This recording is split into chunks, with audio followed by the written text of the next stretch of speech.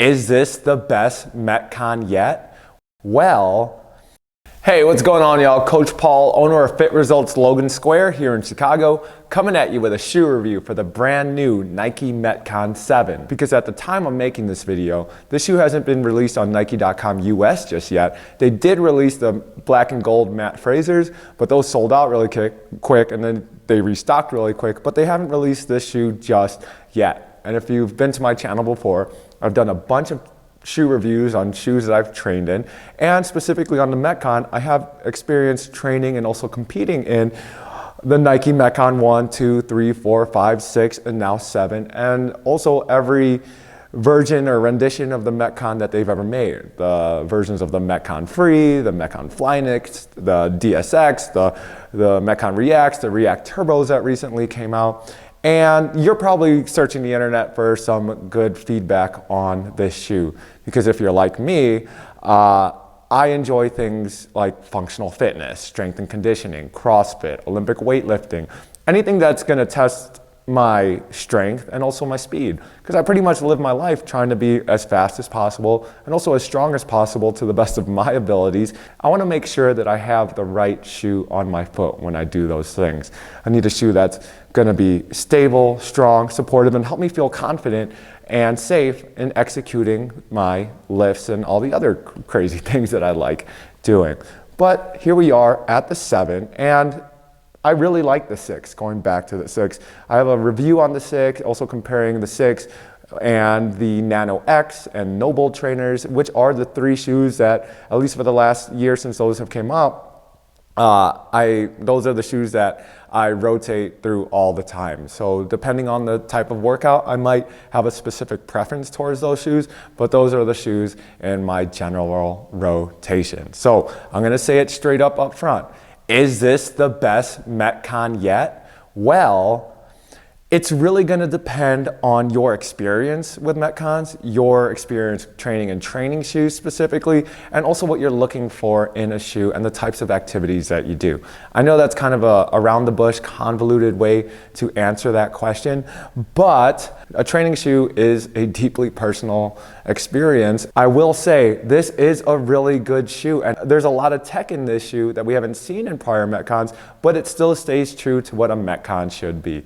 Durable, stable, lightweight, and also as versatile as can be. Now I say versatile as can be because Metcons already get a bad rap for not being a great shoe to run in.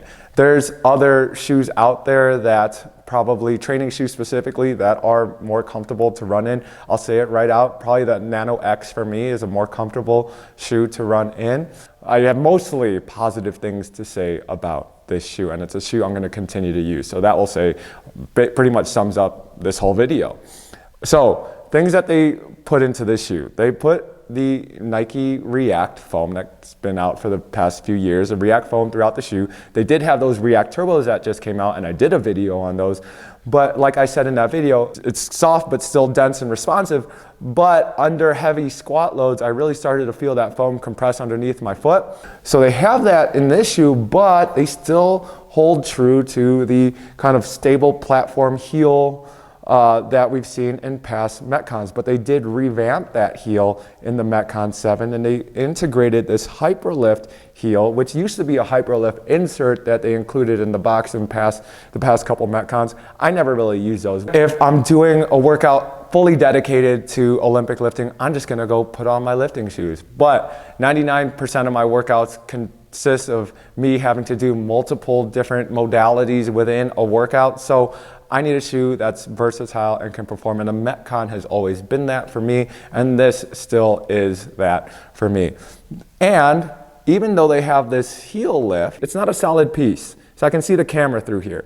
And with the design of this, one would assume that it's built to compress under heavy loads or heavy impact when you're doing things like running or, box jumps. And with this increase in the heel drop from the heel to the toe, it does put more emphasis on the softer areas of the shoe when you are moving. But at rest, that pressure does, reside on the heel. And I will also say I'm coaching and teaching classes all day, working with one-on-one clients all day, and up to this point, and still to this point, Metcons have not been a shoe that I want to stand in and coach all day. My feet get sore, they start to hurt, so I'm going to put on a more comfortable pair of shoes. And I don't say that negatively about the Metcon, because the Metcon isn't for standing around and walking around all day. Anecdotally, I heard this story through friends that work at Nike, that the guy that designed the Metcon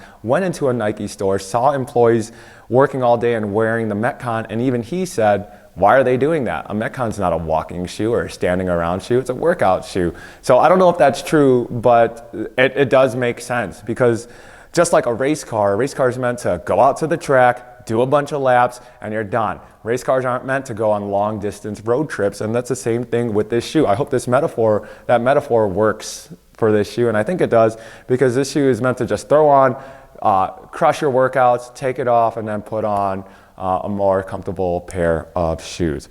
But other things that are really cool in this shoe, they've reinforced certain areas with a polyurethane material that in areas that usually wear down. I have worn Metcons in the past where I've worn a hole in the toe or worn a hole here on the side. Specifically on this upper, they did change the upper from the 6, very disappointing. I really thought the 6 felt really light, really flexible, really breathable, and they use this chain link upper that they use in past Metcon Frees. And I don't know why they did that. Maybe they're saving it for the 8 to leave room for improvement on this, because when I put these on, maybe it's the socks I've been wearing, but it doesn't feel as breathable as the last 6. They also increased the rope guard here on the inside all the way to the top of the shoe. They still kept on one side the flywire lacing, which I've always loved in the Metcons. It always helped me feel really locked into the shoe.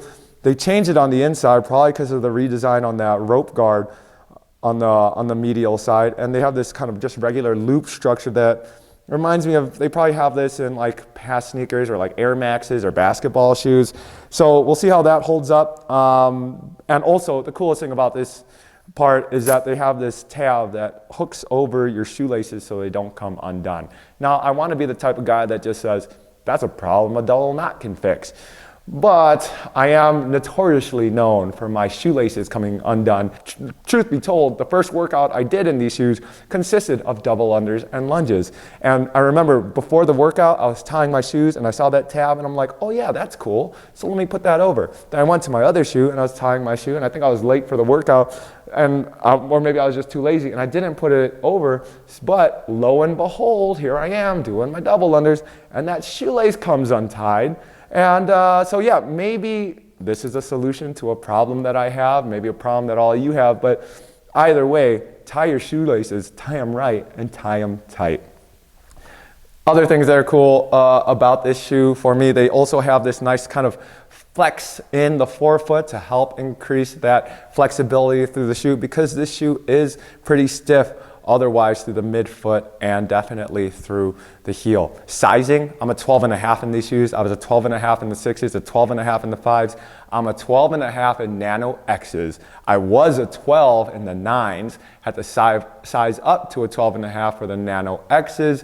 And I am also a 12 in nobull trainers. 12.5s in nobull trainers are a little too long for me, and 12s fit just right. So let's talk about how this shoe performs. The first workout I did was a class workout for the day, was some strict overhead work. So it wasn't too heavy, but we were just doing some strict work. No surprises, felt really strong and stable.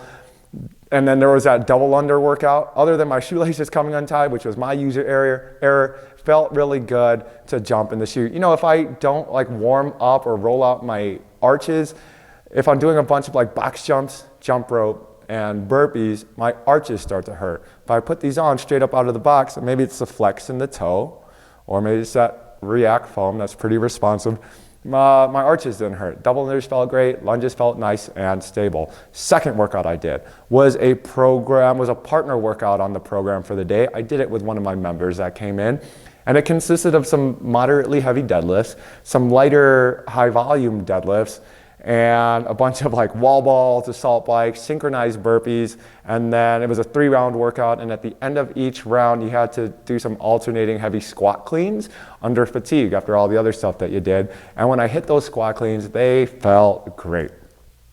I will have to say that if I were going to do a maximal effort lift and go for a PR in these shoes, I really wouldn't think twice about trying to hit a PR lift in these shoes, because they are really strong and stable in my lifts, and I feel really connected to the ground when I'm pulling and also receiving that barbell.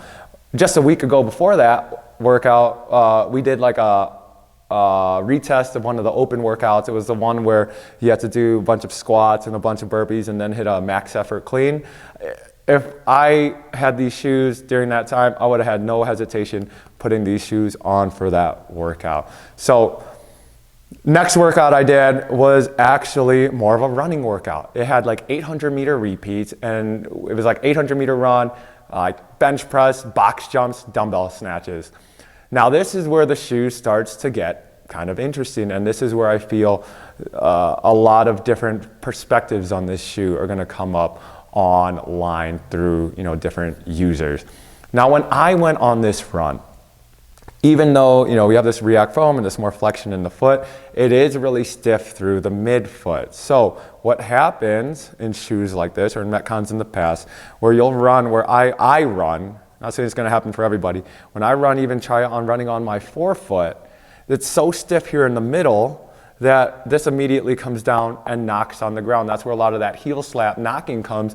I'm used to running in minimal shoes. I'm used to running in nobulls where it's super minimal. I've ran in all the Metcons in the past, and I try my best to be an efficient forefoot runner, and I've gotten better at that over the years. Overall, I'm not the best runner at all. So, but I do enjoy running, and I like it when it's a workout, and I like having a good shoe on my foot to hit those runs in. But I will say, when I was running in this shoe, it did feel a little clunky to me. But that might also be part of a break-in period as this shoe starts to loosen up. I did also tighten my laces so that it would hook onto my foot, so it'd be made to flex more, and that helped alleviate that problem. That being said, with this hyperlift insert, I did honestly feel that as I was running on my heel, and I was sometimes intentionally doing it to test this out, I did feel a pretty good transition from this heel down to the toe, to the toe, because of the flex that was in this. I tried to recreate it on video, just standing in one spot. I kind of got it. I didn't really get it, but it's probably more of a thing that you really have to be naturally running at. But I want to say maybe it's a mental thing, but if you think about how stiff this is at rest, the fact on how it felt when I was actually running, it actually didn't feel too bad striking on the heel like that. But still, I will have to say probably the 6. I thought the 6 was pretty flexible and more comfortable to run in, definitely more than like the 5s and the 4s. So when I put these on, I was a little disappointed on the run, but again, that might be me. I'm not a great runner and might have to break this in a little bit more. Now, last little workout I did, I have to add, was a workout today where it was a fast 200-meter run, and then a bunch of like kettlebell swings, another 200-meter run, some goblet squats. It was like 3 rounds. And doing those short, fast, faster runs where I had to put some pep in my step did feel a little bit better than those 800s. Before that workout, we also did some kind of a front squat, back squat pairs, like 3 front squats and 5 back squats for load. And I felt great squatting in these shoes. Like I wanted to squat more, but I'm doing it with the class and we had to jump into the next piece. But I felt great squatting in these shoes. It was wonderful and not so great running. So, which goes back to my original point. Is this the best Metcon yet? Well, what I think it does, what it tries to achieve, is it really leans towards being a good, solid, stable training lifting shoe. And then also really emphasizes how not great of a running shoe Metcons have been in the past. But it does attempt to alleviate that with the React foam, the flex in the toe, and the compression in this heel. Now, I'm sure elite athletes and better runners than I can throw this shoe on and run so much faster than I could, even with regular running shoes. So take what I say with a grain of salt. But I hope that you'll take the time to try out as many shoes as possible and eventually you find the shoe that's perfectly right for you. Or if you're like me, maybe you'll find multiple shoes that you'll be rotating in all the time because, you know, shoes, you know how it is. If you love the Metcon line and you have to try out every Metcon that comes out, I think you'll be excited about this shoe and what it's trying to achieve. If you're a person that has never had any experience with training shoes and you're looking for your first training shoe, just go into this with the idea that it's gonna feel different to run in training shoes, just like any training shoe that you're gonna run in. But last thing I would rather have you do is do some heavy lifting in regular running shoes, which is safe and it doesn't help you perform to your highest abilities. If you know you're just looking for your powerlifting, heavy lifting, this is gonna be a strong, reliable shoe. Just don't wear it too long, all right? So, if you have any questions or if you have any experience training in this shoe, if you have any arguments against what I'm saying, please let me know down in the comments. And that's it, y'all. Hope you enjoyed the video. Love, peace, happy training, and I'll see you on the next one.